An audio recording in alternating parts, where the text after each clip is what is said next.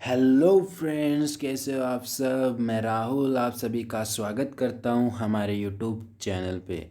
Friends, कल हमने discuss किया था डेप्रिसिएशन के बारे में, जिसमें हमने जाना था कि डेप्रिसिएशन क्या होता है, क्यों लगाया जाता है और किस प्रकार लगाया जाता है। इन सब के बारे में हमने डिस्कस किया था। फ्रेंड्स, आज हम उसी को कंटिन्यू करते हुए आज हम जानेंगे कि डेप्रिसिएशन की अन्य विधियाँ क्या होती हैं, किस प्रकार से अकाउंटिंग उसकी की जाती है। उन सब के बारे में हम आज डिस्कस करेंगे। फ्रेंड्स, सबसे पहले तो हम डिस्कस करते हैं कि डेप्रिसिएशन की जो अन्य विधियां हैं उनके बारे में, कि डेप्रिसिएशन की अन्य विधियों में क्या होता है, किस प्रकार से उनके अंदर डेप्रिसिएशन कैलकुलेट किया जाता है। उन सब के बारे में हम डिस्कस करते हैं। फ्रेंड्स, सबसे पहले हम बात करते हैं अंकों के योग की विधि। अंकों के योग की विधि के नाम से हमें पता चल रहा है कि इसके अंदर क्या करना है, हमें अंकों का योग करना है। लेकिन कौन से अंकों का योग करना है वो हमें क्या होना चाहिए, इसके अंदर पता होना चाहिए। तो फ्रेंड्स, अंकों के योग के की विधि में हमें क्या करना है, अंकों के योग का पता करना है कि कौन से अंकों का योग करना है। तो फ्रेंड्स, इसके अंदर कौन से अंकों का योग करना है, लाइफ। जो भी एसेट्स की लाइफ होती है, जो भी एसेट्स की लाइफ होती है उन मतलब करंट ईयर के अंदर, मतलब जिस ईयर हम क्या कर रहे हैं, डेप्रिसिएशन लगा रहे हैं एसेट्स पे, उस ईयर में उसकी जो रिमेनिंग जो लाइफ होती है, जिस ईयर हम डेप्रिसिएशन उस एसेट्स पर लगा रहे हैं उस समय पर जो रिमेनिंग उसकी जो लाइफ होती है, उस लाइफ के आधार पर हम क्या करते हैं फ्रेंड्स, डेप्रिसिएशन कैलकुलेट करते हैं। तो अब किस प्रकार से कैलकुलेट करते हैं वो अब हम जानते हैं। फ्रेंड्स, सपोज करो ये एग्जांपल है, हमारे पास एक असेट्स दे रखी है 1 लाख की, एक असेट्स दे रखी है और उसका स्क्रैप वैल्यू हमें कितना दे रखा है, 10,000 रुपये। मतलब जब भी हम इस असेट्स को बेचेंगे, कभी भी कितने भी एयर के बाद में यदि हम इस असेट्स को बेचेंगे तो हमें 10,000 रुपये तो प्राप्त हो ही जाएंगे। तो वो होती है फ्रेंड्स स्क्रैप वैल्यू। तो स्क्रैप वैल्यू 10,000 हो गई, मतलब 10,000 रुपये तो हमें प्राप्त होंगे ही होंगे इस असेट से, यदि हम इसको कभी भी बेचेंगे तो इसका मतलब ये तो हमारा क्या नहीं हुआ, लॉस नहीं हुआ। तो इसमें से हम क्या कर देंगे, इसको लेस कर देंगे 10,000 को। तो हमारे पास एक्चुअल जो वैल्यू बची वो कितने की बची, 90,000 रुपये की हमारे पास वैल्यू बची। जो भी हम डेप्रिसिएशन वगैरह जो भी कैलकुलेट करेंगे वो किस पर कैलकुलेट करेंगे, इस पर कैलकुलेट करेंगे। क्यों? क्योंकि स्क्रैप वैल्यू जो हमारी थी वो तो हमें क्या हो जाएगी, प्राप्त होनी ही है। उस पर तो हम क्या नहीं कर सकते, डेप्रिसिएशन चार्ज कर ही नहीं सकते। क्यों? क्योंकि इतना मूल्य तो हमें जब भी हम उसको बेचेंगे तो इतना मूल्य तो हमें क्या हो जाएगा, अवश्य प्राप्त हो जाएगा, 100% प्राप्त हो जाएगा। तो इसलिए इस वैल्यू पर तो क्या नहीं करेंगे, हम डेप्रिसिएशन कैलकुलेट नहीं करेंगे। जितनी वैल्यू बाकी जो बचेगी उस पर हम क्या करेंगे, डेप्रिसिएशन कैलकुलेट करेंगे। ये हमें पता चल गया। अब हमें हमारी जो कॉस्ट है वो कितनी आ गई, 90,000 रुपये। अब हम देखते हैं कि इस असेट्स की लाइफ कितनी है। तो फ्रेंड्स, लाइफ हमें कितनी ईयर की दे रखी है, 5 ईयर की। 5 ईयर की हमें क्या दे रखी है, लाइफ दे रखी है। तो अब हम कैलकुलेट किस आधार पर करेंगे। मैंने कहा था आपको कि इसमें क्या किया जाता है, जिस ईयर हम क्या कर रहे हैं, डेप्रिसिएशन चार्ज कर रहे हैं, उस ईयर की लाइफ जितनी रिमेनिंग बची हुई है उसके आधार पर करते हैं। तो मतलब हम फर्स्ट ईयर यदि हम डेप्रिसिएशन चार्ज करेंगे तो हमारे पास रिमेनिंग लाइफ कितनी है, 5 ईयर। 5 ईयर ही तो है। यदि हम सेकेंड ईयर यदि डेप्रिसिएशन चार्ज करेंगे तो हमारे पास कितनी लाइफ बची हुई है, 4 ईयर। क्योंकि एक ईयर तो हमने क्या कर लिया, यूज में ले लिया। तो अब कितनी बची हमारे पास, 4 ईयर। अब यदि हम थर्ड ईयर यदि हम डेप्रिसिएशन चार्ज करते हैं तब हमारे पास लाइफ कितनी बची, 3 ईयर। यदि हम फोर्थ ईयर में यदि डेप्रिसिएशन चार्ज करेंगे तब कितनी बचेगी, 2 ईयर। और यदि हम लास्ट 5th ईयर यदि चार्ज करेंगे तो हमारे पास लाइफ कितनी बचेगी, 1 ईयर। तो फ्रेंड्स, इस प्रकार से हमारे पास लाइफ कितनी बची, फर्स्ट ईयर में तो कितनी बची, 5 ईयर की। यदि हम सेकेंड ईयर चार्ज करेंगे तो 1 ईयर तो हमारी क्या हो चुकी, यूज में आ चुकी। मतलब उसकी 1 ईयर तो लाइफ क्या थी, ख़त्म हो चुकी थी। तो अब हमारे पास कितनी बची, 4 ईयर, 3 ईयर, 2 ईयर, 1 ईयर। इस हिसाब से ईयर के हिसाब से हम देख लेंगे कि उसकी लाइफ वो करंट ईयर के हिसाब से कितनी रिमेनिंग बची हुई है। तो उसके आधार पर हम क्या करते हैं, डेप्रिसिएशन कैलकुलेट करते हैं। तो फ्रेंड्स ये हमने क्या कर लिया, इनका अंक निकाल लिया कि फर्स्ट ईयर में कितनी लाइफ बची, सेकंड ईयर में कितनी, थर्ड ईयर में कितनी, और फोर्थ ईयर में कितनी, और फिफ्थ ईयर में कितनी बची, ये हमें पता चल गया। अब हम क्या कर लेंगे फ्रेंड्स, इनका टोटल कर लेंगे। इनका हम क्या कर लेंगे, टोटल कर लेंगे। टोटल कितना हो गया हमारे पास, 15 हमारे पास क्या हो गया, टोटल हो गया। तो अब हम डेप्रिसिएशन किस प्रकार से कैलकुलेट करेंगे। यदि हम फर्स्ट ईयर का डेप्रिसिएशन कैलकुलेट कर रहे हैं तब हम कैलकुलेट करेंगे 5/15 इंटू जो हमारी जो कॉस्ट बची है स्क्रैप वैल्यू घटाने के बाद, उस वैल्यू पर हम क्या करेंगे, डेप्रिसिएशन कैलकुलेट करेंगे। तो इस प्रकार से हम क्या कर लेंगे फ्रेंड्स, हर ईयर का 5 ईयर का हम क्या कर लेंगे, डेप्रिसिएशन चार्ज कर लेंगे। फर्स्ट ईयर करेंगे तो हमारे पास रिमेनिंग कितनी है, 5, तो इसलिए 5/15 कर लेंगे। यदि हम सेकेंड ईयर कैलकुलेट कर रहे हैं तो हमारे पास कितनी रिमेनिंग है, 4, तो इसलिए 4/15 कर हम क्या कर लेंगे, डेप्रिसिएशन चार्ज कर लेंगे। इसी प्रकार हम क्या कर लेंगे, थर्ड ईयर कर लेंगे, इसी प्रकार फोर्थ ईयर, और इसी प्रकार फिफ्थ ईयर में क्या कर लेंगे फ्रेंड्स, डेप्रिसिएशन चार्ज कर लेंगे। कहने का मतलब इसके अंदर, इस विधि के अंदर हमें क्या करना है, डेप्रिसिएशन चार्ज किसके आधार पर करना है, लाइफ के आधार पर करना है कि उसकी लाइफ है वो करंट ईयर पर कितनी रिमेनिंग बची हुई है, उस आधार पर हमें क्या करना है, डेप्रिसिएशन कैलकुलेट करना है। जिस प्रकार मैंने आपको फ्रेंड्स बताया उसी प्रकार से इसमें क्या किया गया है, सॉल्व किया गया है। मैंने बताया था पहले हम क्या कर लेंगे, जो हमारी लाइफ है उसका क्या कर लेंगे, टोटल कर लेंगे। पहली ईयर में कितनी रिमेनिंग थी, 5, और सेकंड में 4, थर्ड में 3, और फोर्थ में 2, और फिफ्थ में 1 ईयर। तो इनका हम क्या कर लेंगे, टोटल कर लेंगे। हमने इसका नाम ही क्या, अंकों का योग, तो अंकों का हम क्या कर लेते हैं, योग कर लेते हैं। अंकों का योग, अंकों का योग कर लिया हमने, लाइफ के जो अंक थे उनका योग कर लिया। अब इसके आधार पर हम क्या कर लेंगे, ईयर वाइज हम क्या कर लेंगे, डेप्रिसिएशन कैलकुलेट कर लेंगे। फिर फर्स्ट ईयर हम जब डेप्रिसिएशन कैलकुलेट करेंगे तो 5/15 इंटू 90,000 रुपये, तो इस प्रकार। और सेकेंड ईयर में 4/15 हो जाएगा, थर्ड ईयर में 3/15 हो जाएगा, फोर्थ में 2/15, 1/15। तो इस प्रकार से हम क्या कर लेंगे फ्रेंड्स, डेप्रिसिएशन कैलकुलेट कर लेंगे। फिर हम बात करते हैं सेकंड मेथड की। सेकंड मेथड है बताया गया एन्युटी मेथड, वार्षिकी विधि। ये वार्षिकी विधि क्या होती है फ्रेंड्स, ये वार्षिकी विधि क्या होती है इसके बारे में हम जानते हैं। फ्रेंड्स सपोज करो ये मैं हूँ, मैंने क्या किया, किसी व्यक्ति से बी नाम का कोई व्यक्ति है, उसे मैंने क्या किया, एक असेट्स लीज पर ली।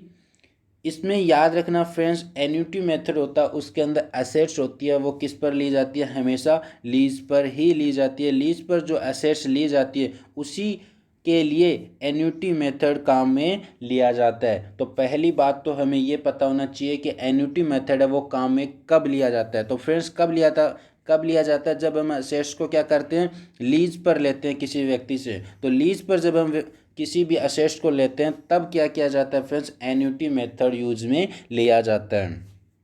तो हमने क्या किया, बी व्यक्ति से हमने क्या किया, लीज पर कोई असेट्स ले ली। और सपोज करो हमने असेट्स कितने की ली, 1 लाख की हमने क्या कर ली, उससे असेट्स ले ली, लीज पर ले ली। अब मुझे ये बताओ फ्रेंड्स, ये जो मैंने अमाउंट 1 लाख रुपए बी को मैंने कितने दिए, 1 लाख रुपए दिए, और उसके बदले में मैंने क्या किया, असेट्स ली। उसके बदले में मैंने क्या लिया, असेट्स लीज पर ली, और मैंने उसको बदले में कितने रुपए दिए, 1 लाख। तो फ्रेंड्स जो मैंने 1 लाख उसको रुपये दिए, यदि मैं इस रुपये को 1 लाख रुपये को यदि मैं अन्य स्थान पर उसको इन्वेस्ट करता हूँ, यदि मैं इस 1 लाख रुपये को यदि किसी अन्य व्यक्ति को लोन पर या किसी भी जगह हम इन्वेस्ट करते तो हमें क्या मिलता, उसके बदले में इनकम मिलती, या तो इंटरेस्ट मिलता या अन्य कुछ इनकम मिलती। तो इंटरेस्ट जो मिलता, उस इंटरेस्ट को भी क्या किया जाता है, इसके अंदर यह मानकर चला जाता है कि हमें क्या मिल रहा है। यदि हम इसको किसी अन्य स्थान पर इन्वेस्ट करते तो हमें क्या मिलता, इसके बदले में कुछ इंटरेस्ट मिलता। तो जितना इंटरेस्ट मिलता, तो फ्रेंड्स उस इंटरेस्ट को भी क्या किया गया है, डेप्रिसिएशन का पार्ट माना गया है। अब हम जो वैल्यू जो हमारी 1 लाख रुपए थी, उस पर जो इंटरेस्ट होगा, उस इंटरेस्ट और इस वैल्यू को जो जोड़कर जो उस पर जो डेप्रिसिएशन कैलकुलेट किया जाएगा, वो हमारा क्या होगा, इसके अंदर एक्चुअल डेप्रिसिएशन माना जाएगा। कहने का मतलब इस विधि के अंदर डेप्रिसिएशन है वो जो इन्वेस्ट की हुई अमाउंट है वो, और प्लस इंटरेस्ट, इन दोनों पर हमें क्या करना होता है, डेप्रिसिएशन कैलकुलेट करना होता है। क्यों? क्योंकि इंटरेस्ट है वो इसलिए इसके अंदर सम्मिलित किया जाता है क्योंकि जो असेट्स हमने लीज पर ली है, जितने भी अमाउंट से हमने लीज पर उस असेट्स को लिया है, यदि हम इस अमाउंट को अन्य जगह पर इन्वेस्ट करते हैं, इस अमाउंट को यदि हम अन्य जगह पे इन्वेस्ट करते तो हमें बदले में क्या मिलता, कुछ ना कुछ इंटरेस्ट अवश्य मिलता, कुछ ना कुछ इनकम ज़रूर होती। तो इस वजह से इसको क्या किया जाता है, इसके अंदर इंक्लूड कर कर क्या माना जाता है कि हमें कुछ ना कुछ इंटरेस्ट अवश्य मिलता। हमें इस इंटरेस्ट का क्या हो रहा है, अब लॉस हो रहा है, हमने क्या नहीं किया, अन्य जगह पे इन्वेस्ट नहीं किया, इस वजह से हमें अब क्या उठानी पड़ रही है, इस इंटरेस्ट का हानि उठानी पड़ रही है, लॉस उठाना पड़ रहा है। तो इस लॉस को भी क्या किया जाता है फ्रेंड्स, डेप्रिसिएशन में इसको सम्मिलित किया जाता है। और डेप्रिसिएशन है वो किस पर कैलकुलेट किया जाएगा, 1 लाख, मतलब 1 लाख जो इन्वेस्ट किया था वो, और जो इंटरेस्ट की जो अमाउंट है वो, उस पर क्या किया जाएगा फ्रेंड्स, डेप्रिसिएशन कैलकुलेट किया जाएगा। तो इस प्रकार से फ्रेंड्स एन्युटी मेथड में, वार्षिक विधि के अंदर, पहले तो हमें ये पता होना चाहिए कि यूज कब की जाती है। तो यूज कब की जाती है, जब हम वस्तु को क्या करते हैं, लीज पर लेते हैं। कोई भी असेट्स यदि हम लीज पर लेते हैं तब इसको क्या किया जाता है, यूज लिया जाता है, पहली बात। दूसरी बात, इसके अंदर जो विनियोजित पूंजी है, जो राशि है वो, प्लस इंटरेस्ट, इन दोनों को मिलाकर क्या किया जाता है, डेप्रिसिएशन चार्ज किया जाता है। क्यों? क्योंकि मैंने बता दिया कि यदि हम किसी अन्य जगह पर इस अमाउंट को इन्वेस्ट करते तो हमें क्या मिलता, इंटरेस्ट मिलता। अब हमने क्या किया, उस एसेट्स को लीज पर लिया, इस वजह से ये इंटरेस्ट हमें नहीं मिल पाएगा, इसलिए ये क्या हो गया हमारे लिए, अब लॉस हो गया, क्योंकि हमने क्या नहीं किया, दूसरी जगह पर उसको इन्वेस्ट नहीं किया, इस वजह से वो हमारे लिए लॉस हो गया। तो इस लॉस को मानते हुए हम क्या करेंगे, डेप्रिसिएशन चार्ज करेंगे।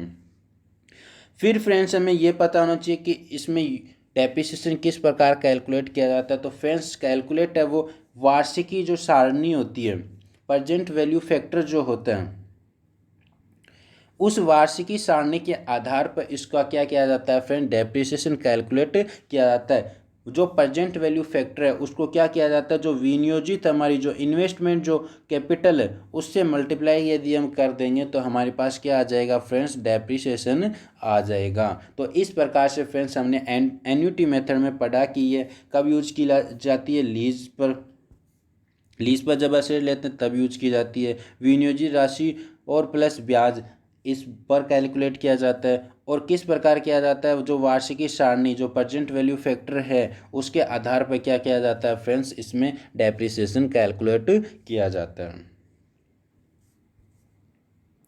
फिर हम बात करते हैं फ्रेंड्स डिप्लेशन मेथड की। डिप्लेशन, ये फ्रेंड्स गलती से सी लिखा गया, सी नहीं है यहाँ पे, ओनली ये क्या है, डिप्लेशन है, डिप्लेशन मेथड की। डिप्लेशन मेथड को फ्रेंड्स हिंदी में बोलते हैं रिक्तीकरण विधि, रिक्तीकरण विधि। डिप्लेशन मेथड है उसके अंदर रिक्तीकरण विधि जो है उसके अंदर हम क्या देखते हैं, किस प्रकार से उसके अंदर कैलकुलेट करते हैं डेप्रिसिएशन को, वो हम जानते हैं।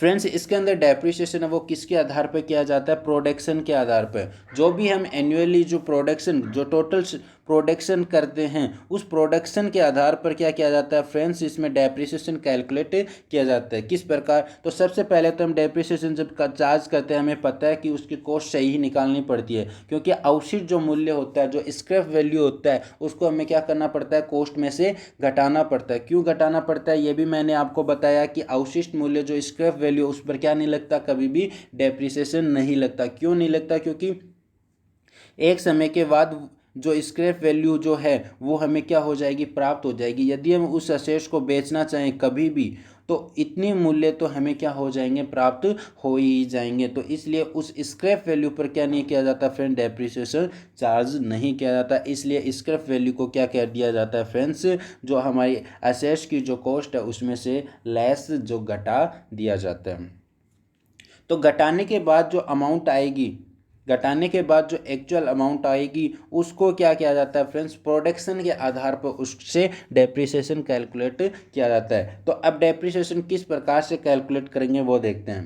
तो सबसे पहले तो जो संपत्ति से जो कुल उत्पादन हुआ है उस एसेट से, जो हमारी एसेट्स है उससे जो टोटल जो प्रोडक्शन हुआ है, टोटल जो प्रोडक्शन हुआ है वो पता होना चाहिए, और हमें प्रति वर्ष जो उत्पादन हो रहा है वो हमें पता होना चाहिए। पर ईयर जो हम प्रोडक्शन कर रहे हैं वो हमें पता होना चाहिए, और जो उसकी जो लाइफ है, जो उसकी लाइफ है 5 ईयर 6 ईयर 7 ईयर, जितनी भी उसकी लाइफ है, उस पूरी की पूरी लाइफ में उसने टोटल जितना प्रोडक्शन किया है उस प्रोडक्शन के आधार पर हम क्या करते हैं, डेप्रिसिएशन कैलकुलेट करते हैं। तो हमें उस लाइफ का हमें क्या होना चाहिए, टोटल प्रोडक्शन पता होना चाहिए, और जो पर ईयर हम प्रोडक्शन कर रहे हैं उसका हमें पता होना चाहिए। क्यों, क्योंकि पर ईयर के प्रोडक्शन के आधार पर ही तो हमें क्या पता चलेगा कि उस जिस ईयर का हम कैलकुलेट करना चाहते हैं उस ईयर में कितना डेप्रिसिएशन लगाया है। तो उस पर्टिकुलर ईयर का पता करने के लिए हमें क्या करना पड़ेगा, पर ईयर का प्रोडक्शन भी ज्ञात करना पड़ेगा। तो पर ईयर का यदि प्रोडक्शन हमें पता है, यदि हमें पर ईयर का प्रोडक्शन पता है, तो जो पर ईयर का प्रोडक्शन है उसके अंदर हम किससे डिवाइड कर देंगे, जो टोटल प्रोडक्शन है,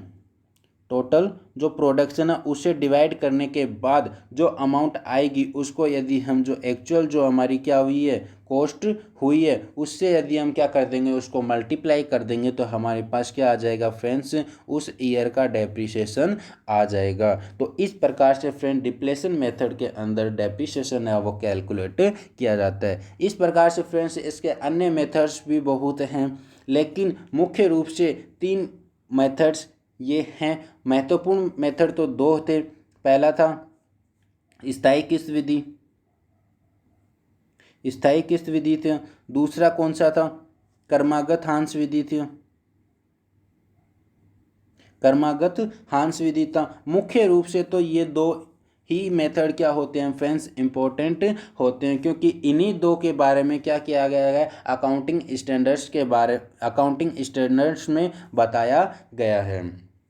तो मुख्य रूप से तो ये 2 थे, और अन्य मेथड्स के अंदर हमने 3 मेथड और पढ़ लिए। अब हम जानते हैं फ्रेंड्स, जो हम प्रोविज़न बनाते हैं और जो रिजर्व बनाते हैं उन दोनों में क्या डिफरेंस होता है। प्रोविज़न हम कब बनाते हैं और रिजर्व हम कब बनाते हैं वो अब हम जानते हैं। फ्रेंड्स प्रोविज़न है वो कब बनाए जाते हैं, जब हमें क्या हो, हानि जो लॉस होने वाला है, जो लॉस होने वाला है उसका हमें पता हो कि इतना लॉस होगा, लॉस का हमें पता हो कि इस प्रकार का लॉस हमें होगा, लेकिन हमें क्या नहीं है, उस अमाउंट का पता नहीं है कि कितनी अमाउंट का हमें लॉस होगा। तो इसलिए जो भी हम पहले से जो करते हैं वो क्या करते हैं, प्रोविज़न बनाते हैं, जिससे कि जो लॉस होगा उससे हम क्या कर सके, बच सके। मतलब उसको हमारा जो कार्यभार है, जो कार्य चल रहा है उसमें कोई बाधा उत्पन्न नहीं हो, जिससे कि हम पहले से ही उसके लिए क्या कर लें,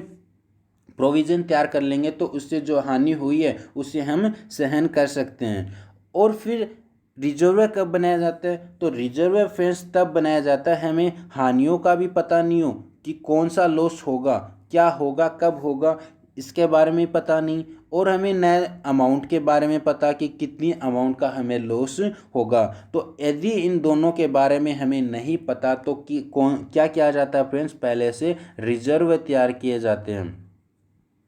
पहले से क्या किए जाते हैं, रिजर्व तैयार किए जाते हैं। यदि कोई भी बाद में लॉस होता है तो उसको क्या कर लिया जाता है, फिर रिजर्व में से उसको राइट ऑफ कर दिया जाता है। और फ्रेंड्स प्रोविज़न है वो मैंने बता ही दिया, यदि हमें लॉस ज्ञात है कि ये लॉस होगा हमारा, तो उस लॉस की अमाउंट हमें नहीं पता, उसके लिए हम क्या करते हैं, प्रोविज़न तैयार करते हैं। और जो लॉस है उसके बारे में भी नहीं पता और अमाउंट के बारे में भी नहीं पता, तो हम रिजर्व तैयार करते हैं। फिर हमें यह पता होना चाहिए कि प्रोविजंस है वो किससे बनाते हैं और रिजर्व है वो किससे बनाते हैं। तो प्रोविजंस होते हैं वो हम फ्रेंड्स P&L अकाउंट से कैलकुलेट करते हैं, P&L अकाउंट से बनाते हैं। जबकि रिजर्व होते हैं वो किससे बनाए जाते हैं फ्रेंड्स, P&L एप्रोप्रिएशन अकाउंट से बनाए जाते हैं। प्रोविजंस होते हैं फ्रेंड्स वो क्या होते हैं, अनिवार्य होते हैं, कंपलसरी होते हैं, उनको बनाना कंपलसरी होता है, उनको प्रोविज़न तो क्या होना करना पड़ेगा, बनाना ही बनाना पड़ेगा। जबकि रिजर्व होते हैं वो कंपलसरी नहीं होते, वो हमारे क्या होते हैं, ऐच्छिक होते हैं, हमारी इच्छा के अनुसार होते हैं कि हम बनाना चाहें तो बना सकते हैं, नहीं बनाना चाहें तो नहीं बना सकते हैं। मतलब हमारी इच्छा के ऊपर निर्भर करता है कि रिजर्व हम बनाएं या नहीं। फ्रेंड्स प्रोविज़न के अंदर हम टैक्स के लिए प्रोविज़न बना सकते हैं, जो बैड डेट्स है उनके लिए प्रोविज़न बना सकते हैं, डेप्रिसिएशन के लिए प्रोविज़न बना सकते हैं। तो इसलिए इस प्रकार के क्या हो गए, ये प्रोविजंस हो गए। अब रिजर्व है, जनरल रिजर्व बना सकते हैं, डिविडेंड बना सकते हैं, इक्विलेशन रिजर्व बना सकते हैं। इस प्रकार से हम क्या कर सकते हैं, रिजर्व बना सकते हैं। मुख्य रूप से यदि हम इनके अंदर बातें देखें, पहला तो हमें ये पता होना चाहिए कि प्रोविज़न कब बनाते हैं, ज्ञात हानियों और अज्ञात राशियों के लिए बनाते हैं। जबकि रिजर्व कब बनाते हैं, अज्ञात हानियों, मतलब हानि भी नहीं पता और राशि का भी नहीं पता, तब रिजर्व कैलकुलेट करते हैं, बनाते हैं। प्रोविजन है उनको P&L से हम चार्ज करते हैं और P&L एप्रोप्रिएशन से किसको करते हैं, रिजर्व को। इनको बनाना कंपलसरी होता है प्रोविजन को, जबकि रिजर्व होते हैं उनको बनाना ऐच्छिक होता है, हमारी इच्छा के अनुसार होते हैं। जो प्रोविज़न होते हैं उनसे हम क्या नहीं कर सकते, डिविडेंड को डिस्ट्रीब्यूशन, मतलब डिविडेंड हम नहीं बांट सकते। जबकि रिजर्व्स जो हमारे होते हैं उनमें से हम क्या कर सकते हैं, डिविडेंड भी बांट सकते हैं, डिविडेंड का भी हम क्या कर सकते हैं, वितरण कर सकते हैं। तो इस प्रकार से फ्रेंड्स हमने जाना कि प्रोविज़न क्या होता है और रिजर्व क्या होता है। अब हम फ्रेंड्स जानते हैं कि जो डेप्रिसिएशन होता है तो उस डेप्रिसिएशन का लेखांकन है, अकाउंटिंग है, वो किस प्रकार से की जाती है उसके बारे में हम डिस्कस करेंगे। तो इसके लिए फ्रेंड्स हमारे पास दो कंडीशन हो सकती है। पहली कंडीशन हमारे सामने हो सकती है कि यदि हमें क्या नहीं किया जाता हो, हमारे बिजनेस में डेप्रिसिएशन के लिए कोई भी प्रावधान प्रोविज़न तैयार नहीं किया जा रहा हो, कोई भी प्रोविज़न तैयार नहीं किया जा रहा हो, यदि डेप्रिसिएशन के लिए तब अलग अकाउंटिंग होगी, और यदि प्रोविज़न तैयार किया जा रहा है तब अलग अकाउंटिंग होगी। तो अब हमें यह सबसे पहले तो हमें ये जानना है कि प्रोविज़न तैयार किया जा रहा है हमारे बिजनेस में या नहीं किया जा रहा, किसके लिए, डेप्रिसिएशन के लिए, मूल्यह्रास के लिए। सबसे पहले ये पता करना पड़ेगा और फिर हम क्या करेंगे, अकाउंटिंग करेंगे, उसका लेखांकन करेंगे। यदि फ्रेंड्स प्रोविज़न नहीं तैयार किया जा रहा है तो किस प्रकार से अकाउंटिंग करेंगे वो अब हम जानते हैं। फ्रेंड्स सबसे पहले तो जब डेप्रिसिएशन लगाते हैं, जब हम डेप्रिसिएशन चार्ज करते हैं तो क्या एंट्री करते हैं, तो डेप्रिसिएशन क्या होता है फ्रेंड्स, हमारे लिए एक लॉस होता है। और लॉस होता है तो हमें पता है कि लॉस और जो एक्सपेंसेस होते हैं, लॉस और जो एक्सपेंसेस होते हैं वो कौन से अकाउंट से संबंधित होती हैं, नॉमिनल अकाउंट से, नॉमिनल अकाउंट से संबंधित होते हैं, नामात्र खाते से संबंधित होते हैं। और नॉमिनल अकाउंट है वो क्या कहता है फ्रेंड्स, जितनी भी लॉस एंड एक्सपेंसेस हैं उनको तो क्या करना, आपको डेबिट करना है, और जितनी भी इनकम्स एंड जो रिवेन्यू है उनको क्या करना, आपको क्रेडिट करना है। तो उस नियम के आधार पर हम क्या करते हैं, डेप्रिसिएशन हमारे लिए एक लॉस होता है। क्यों, क्योंकि ये क्या नहीं किया जा रहा, कैश में पेमेंट नहीं की जा रही। जो भी हानि होती है जिसकी कैश में पेमेंट नहीं की जा सकती उसको हम एक्सपेंसेस तो बोल नहीं सकते, तो इसलिए वो क्या कहलाएगी, लॉस कहलाएगी। तो इसलिए डेप्रिसिएशन को हमने क्या कर दिया, डेबिट कर दिया। अब हम बात करते हैं फिक्स असेट्स की। फिक्स असेट्स को यहाँ पर क्रेडिट क्यों किया? तो फिक्स असेट्स से मतलब फ्रेंड्स, पहले फिक्स असेट्स की जो वैल्यू थी वो कितनी थी? 1 लाख थी। अब उस असेट्स की वैल्यू डेप्रिसिएशन लगाने की वजह से उसकी वैल्यू अब कितनी होगी? 90,000 रुपये होगी, मतलब 10,000 रुपये कम होगी। इसका मतलब 10,000 रुपये की जो असेट्स थी हम मान सकते हैं कि वो हमारे बिजनेस से चली गई। उसका जो अकाउंट जो डेबिट किया गया था फिक्स असेट जब हमने परचेज की थी जितने अमाउंट से, उस अमाउंट को हमें क्या करना पड़ेगा? अब कम करना पड़ेगा। और कम करने के लिए हमें क्या करना पड़ेगा फ्रेंड्स? फिक्स असेट्स के अकाउंट को क्रेडिट करना पड़ेगा। तो इसलिए हमें क्या किया गया है? हमारी एंट्री बनी depreciation account debit to fix assets. अब हम फ्रेंड्स जो डेप्रिसिएशन चार्ज किया उसको क्या करेंगे? P&L अकाउंट के अंदर, प्रॉफिट एंड लॉस अकाउंट के अंदर क्या कर देंगे? ट्रांसफ़र कर देंगे। और जब हम ट्रांसफ़र करेंगे तो हमें पता है ट्रांसफ़र की एंट्री किस प्रकार से की जाती है। जिस अकाउंट में हम ट्रांसफ़र कर रहे हैं और जिसका हम कर रहे हैं उस, यदि हम किसका कर रहे हैं? डेप्रिसिएशन का क्या कर रहे हैं? ट्रांसफ़र कर रहे हैं। तो यहाँ पर ट्रांसफ़र कर रहे हैं तो डेप्रिसिएशन को हमने क्या किया था? डेबिट किया था।